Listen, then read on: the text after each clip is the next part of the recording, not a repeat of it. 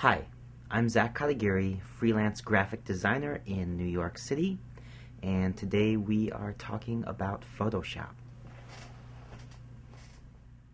You may have noticed that the icon or .ico format isn't one of your default Save As options in Photoshop.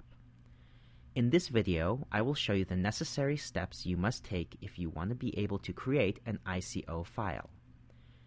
The first thing you need to do is find a place where you can download it online. So go to your favorite web browser and type in something like free ICO Photoshop.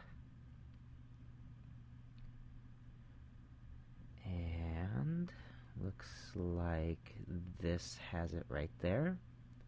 Looking for the ICO format and download the latest version. And after you unzip the file, there'll be the ICO format, and then there'll be a README. So make sure to open up the README, and this will give you some directions on how to install it.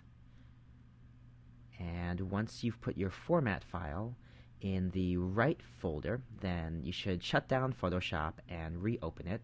And now you should be able to save things with the ICO format. So I'm going to open up a file that I want to make into an ICO.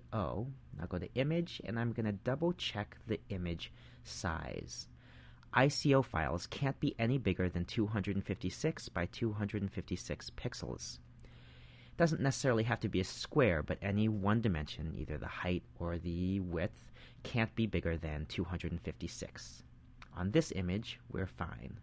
Click OK, and in File, I'm going to choose Save As, and under Format, I can just save it now as an ICO, and hit Save, and Standard ICO is fine.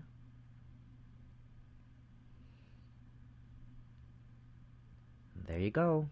Now you can save images with the icon format.